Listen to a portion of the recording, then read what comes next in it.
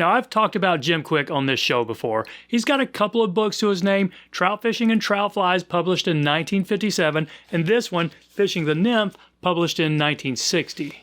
Kwik was from Santa Monica, California. He worked in the aircraft and petroleum industries until after World War II, when he got out of the industry to focus on making and selling fishing tackle. Unfortunately, he passed away right before this last book was published in 1960, which is a shame because it's really an interesting book. His writing style is conversational. He drew all the pictures himself, which they're kind of cool. A lot of them remind me of the old Ripley's Believe It or Not comic strips. Now, it's not the easiest book to tie out of. You do have to decipher some of the abbreviations, and some of the drawings are fairly rudimentary. But that's also what's part of the fun. And the one I'm about to tie for you, he calls it the California Coachman Nymph. Now, there are California Coachman dry and wet flies, but this is not that. This thing's totally different. And I have no idea if what I'm about to tie is exactly how Jim Kwik would have tied it, but I think it's fairly close. And I like that. Just trying to do my part to keep this at least semi-forgotten fly around for another generation to enjoy. So there's one in the vise, a California Coachman Nymph from Jim Kwik's 1960 Fishing the Nymph. Now, Kwik didn't say what size this should be tied on, so I'm going kind of big. This is a size 10, 1 extra long nymph hook, and I'm thinking it's just an attractor pattern, so that's why I'm going kind of big here. Maybe it's a big stonefly pattern if you're fishing it out west. I'm going to use some black thread. I'll lay a base down here to where I'm going to catch in the tail.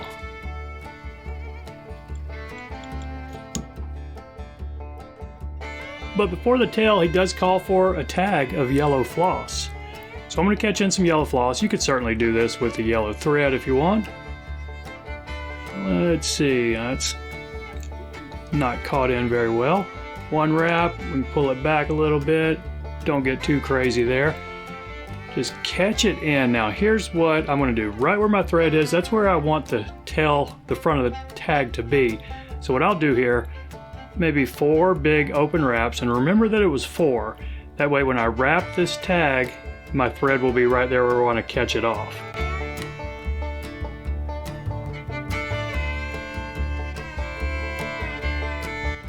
So that's where I want it to be, maybe 2 or 3 millimeters, and I can remember that I had 4 wraps right here to back that thread off. Now I can secure this floss. Now that is a little fuzzy right there, but don't worry about that because we have a pretty fuzzy body. I'm going to bring my thread up, catch in some gold wire, and this is a size brassy. You could certainly go with a small or medium if you want, but let's catch this in, take it back here to where we're going to catch in the reel tail. Now the reel tail, just some crest feathers from a pheasant, you know, a ringneck pheasant cock. You get this gold up here. And if you can get them where they're, you know, angled up, I think it looks just a little bit better. Probably doesn't really matter, but let's catch these in. I think this is going to be fine right there. It looks kind of nifty. Bring my thread up just a little bit and let's put some wax on it.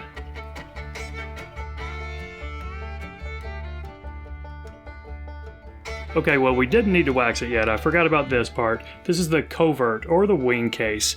Kwik calls it a covert, which maybe that's what they called it in the old days, I don't know. But the one you saw in the vise at the beginning, I used 4 strands of peacock herl, and I think it just wasn't enough. So this is about 6 strands right here.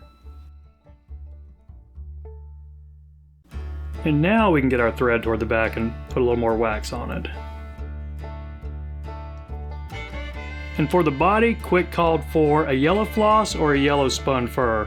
Now I did have some slightly yellow rabbit, but I'm going to use this synthetic here just because it's a little bit yellower and I want it to be kind of bright.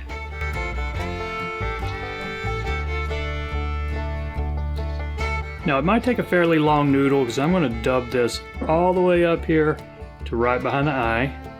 And it might take us a couple of applications here.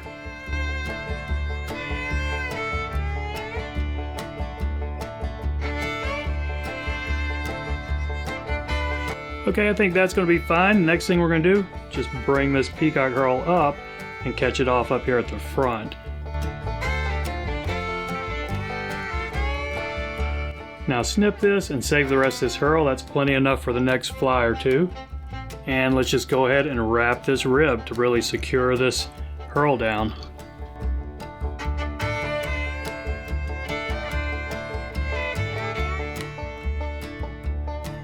Now when you've got enough wraps to hold it, just snip it or helicopter it off.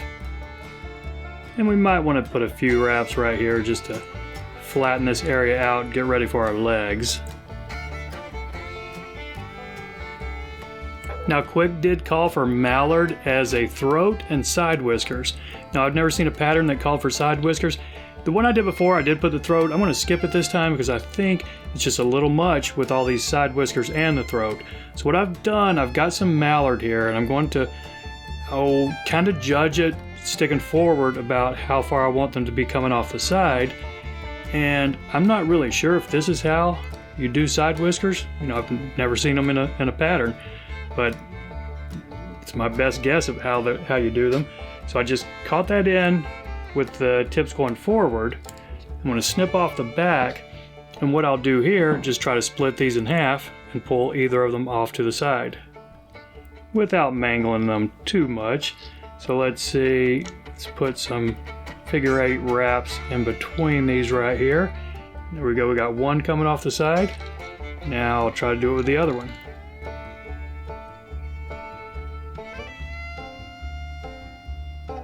And I'm not getting them just right yet, but we'll fix that. Let's get the thread right in front of them, and what we can do is just kind of push them back, I think, and then do our thread wraps right up here. Don't want them swept too far back, but a little bit's going to be okay. So I think we got them coming off the side right there, and maybe that was, you know, the intent that Jim Quick, you know, created this thing for, if he did indeed create it. But I think we're going to be fine. And this one looks, as far as I can tell, kind of like the one in the book, even though that was an old black and white drawing. Let's go ahead and whip finish it. And take a look, see if we have any cleanup. I'm not going to worry about any cleanup. Got some crazy whiskers coming off the side. Just going to put a drop of head cement on it and call this thing done. So there we go. A pretty interesting little pattern. And this one in the vise, certainly not perfect, but I think it meets the intent of the fly. So I appreciate you watching. Y'all take care, and we'll see you next time.